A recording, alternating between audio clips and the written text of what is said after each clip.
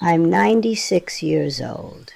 My sister Shelley died of Alzheimer's. She was 72.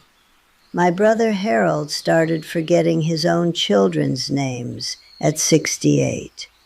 Same parents, same blood, same kitchen table. I'm still here.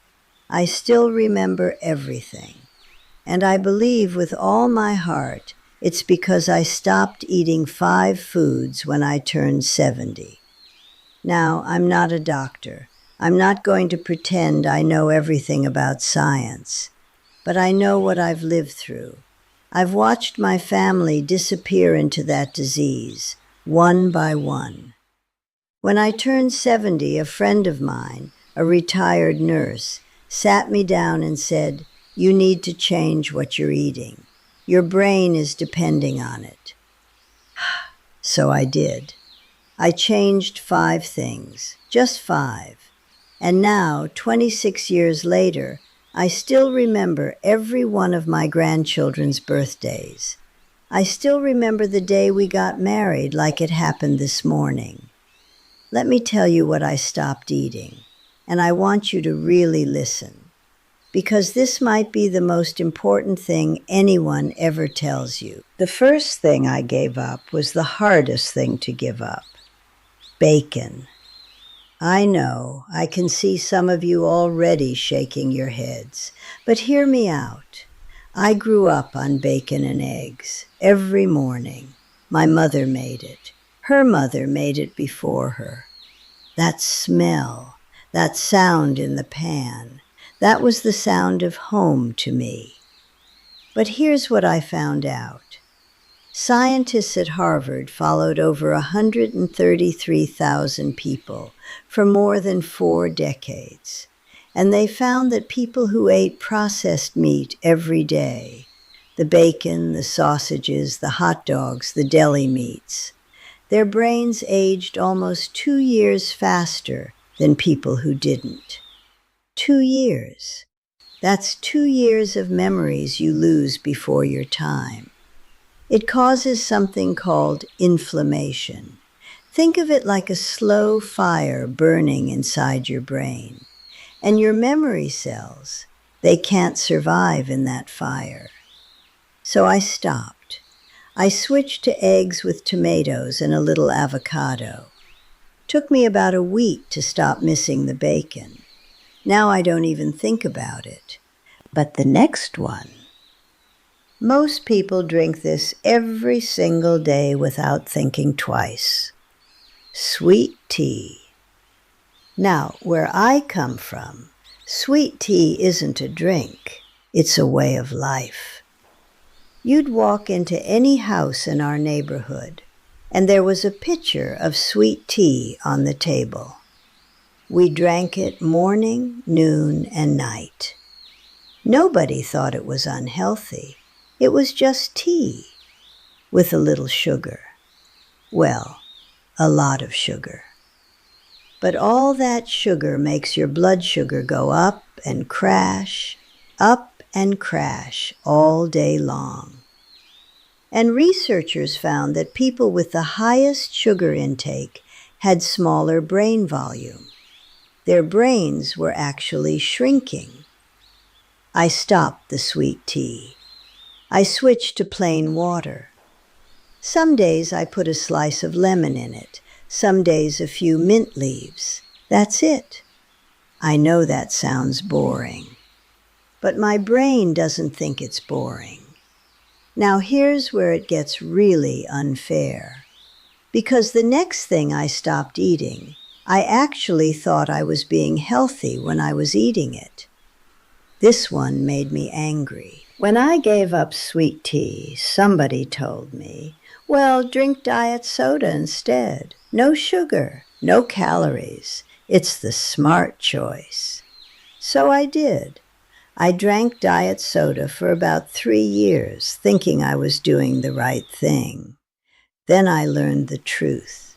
A big study, thousands of people followed for 8 years, found that those artificial sweeteners, the aspartame, the saccharin, all of those, They can actually speed up your brain's decline even faster than regular sugar does. People who consumed the most of them showed 62% faster decline in their thinking and memory. 62%. They put diet on the label and we trusted them. I trusted them. And the whole time it was making things worse. I felt betrayed. That's the only word for it. So I stopped that too. Now I drink water with lemon. That's it. Simple, cheap. And my head feels clearer than it did at 80. But number 4, this is the one nobody wants to hear. Because this one is in everyone's kitchen. White bread. When somebody first told me white bread was hurting my brain, I said, "Oh, come on, it's bread. How can bread hurt you?" But think about it. White bread, the white flour, the pastries, the white rice, all of that has been stripped down. All the good stuff taken out. And what's left hits your blood just like sugar does. Spikes it up, crashes it down. And over time, those spikes damage the part of your brain that stores your memories. Scientists have connected diets heavy in refined carbohydrates directly to a higher risk of Alzheimer's disease. So I switched to whole grain bread, real bread, the kind where you can see the grains and the seeds in it. Took me about a week to get used to the taste. Now I actually prefer it. The white bread tastes like nothing to me now. Now, the last one. This was the hardest of all. Not because of health, but because of what it meant to me. Fried chicken. My sister used to make fried chicken every Sunday. Every single Sunday for 41 years. The whole house smelled like it by noon. My grandkids would come running through the door and they'd go straight to that kitchen. Giving that up, it felt like I was giving up a piece of her, a piece of my family. But fried food creates harmful compounds that cause inflammation and something called oxidative stress in your brain. The bad fats clog the blood vessels that carry oxygen to your brain, and over time, your brain is slowly starving. I still eat chicken. I just bake it now. My granddaughter Sarah, she makes it for me with herbs and lemon. It's different, but I'm still here to eat it. That's what matters. I go visit my sister's grave every spring.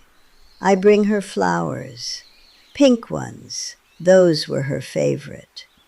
And every single time I stand there, I think the same thing. We had the same parents. We grew up in the same house. We ate the same food at the same table. The only difference is that somebody told me to stop, and nobody told her. Nobody told her. That's why I'm sitting here today, talking to a camera at 96 years old. Because somebody has to say it. Somebody has to tell you what I wish somebody had told Shelley. It's not too late. I don't care if you're 50. I don't care if you're 70. I don't care if you're 85. Your brain can still benefit from these changes.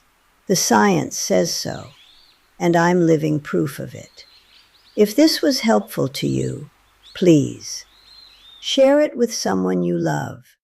Send it to your children. Send it to your husband or your wife. Send it to your best friend. Because the people who need to hear this the most, they don't know they need to hear it yet. And if you want to hear what else I've learned in 96 years of living, I'll be right here.